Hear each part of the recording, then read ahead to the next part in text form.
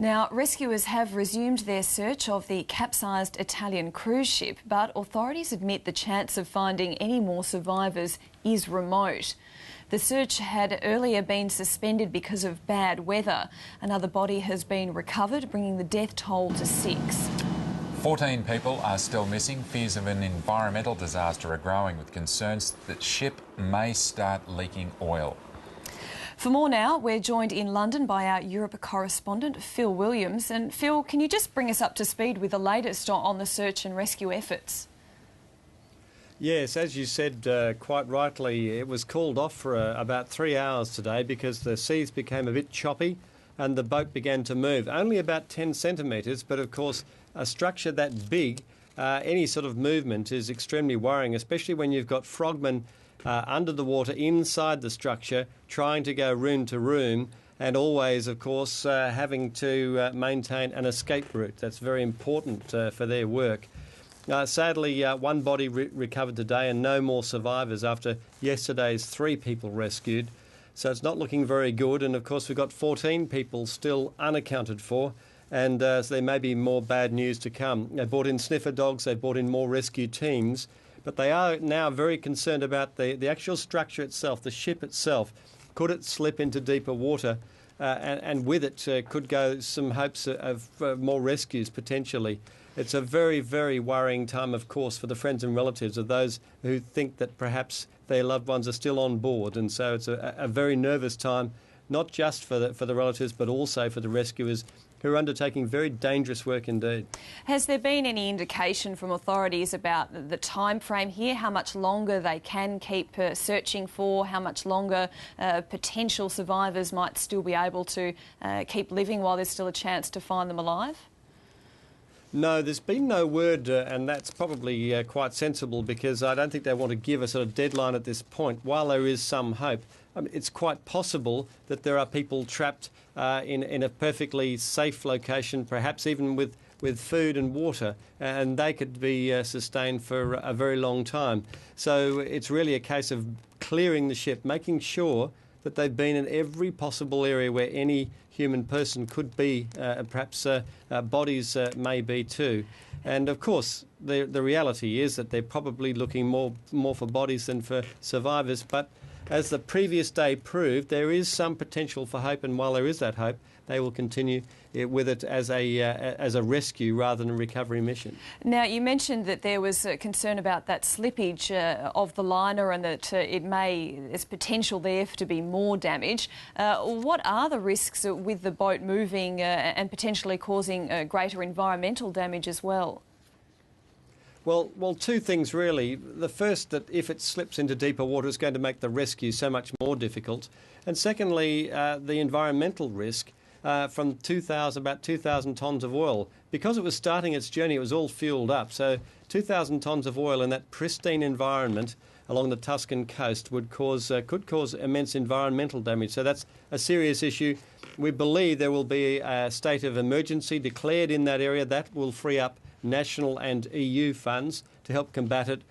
We believe also that there will be a boom brought in and surrounding the ship to try and contain any leak. So far, there is some unidentified substance that has been leaking from the ship, but they're not quite sure what it is.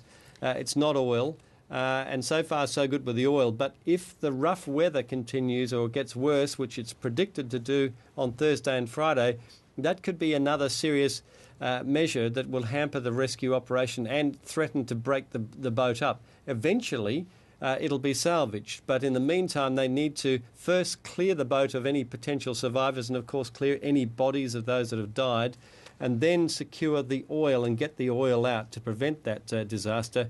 After that, of course, they're talking about a salvage operation that could take several years because of the enormous bulk of metal, the twisted metal that's sitting there at the harbour front. And when it comes to who's to blame for this accident, I understand the company involved is pointing the finger very squarely at the captain.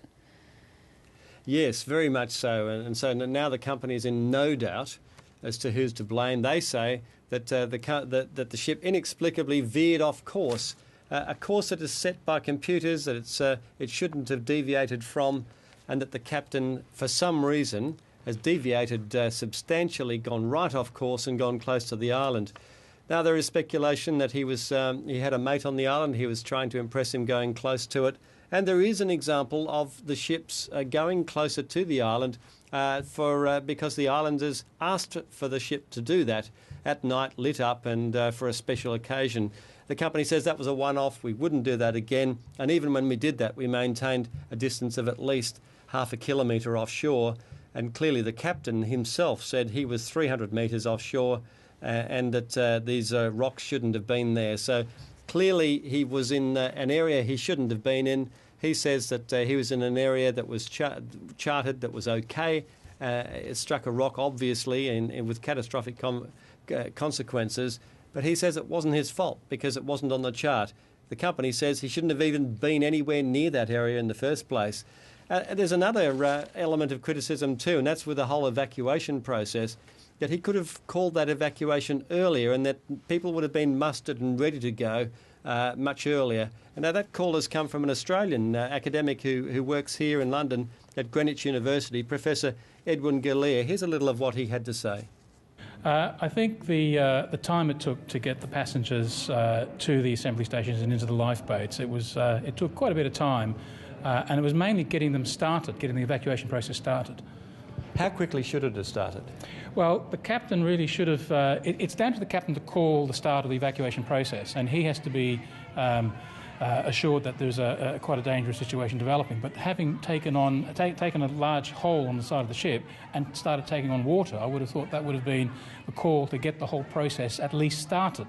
He doesn't have to call the abandonment of the ship, but to get the assembly process started and getting that started as quickly as possible. Well, Phil, I think we can expect a fair bit of reassessment in the industry about how they go about some of their operations. And you were talking just before we heard there the discussion about the evacuation processes. You also mentioned the sail passes, which are quite a popular part of the cruising industry. Does it seem that cruising in Europe and potentially worldwide may well see some revision or perhaps some reassessment of how they go about their business in the wake of this accident? Oh, absolutely. There's no doubt there'll be rewriting of the books because of this accident. And when you think about it, you know, it could have been so much worse if it had happened in deep water, if the ship had gone down totally and quickly with an enormous gash like that. The loss of life could have been immense. There have been the comparisons with the Titanic. Of course, it doesn't hold because so many more people died in the Titanic. Yes, one anecdote on that I must mention, and this was a News 24 exclusive, was an interview with an Amelia Leon. Now, she was a performer on one of those boats. She was actually on a holiday herself with her boyfriend on the boat at the time. She managed to escape, as she told News 24 on the Saturday. It turns out that 100 years ago, almost to the day, or well, in a couple of weeks' time, one of her relatives was on the Titanic, was a violin player and went down with the ship. So quite an eerie coincidence. Absolutely there. An incredible moment. Two incredible moments of history colliding there. Phil Williams, thanks for bringing that to us from Europe. Thank you. Thank you.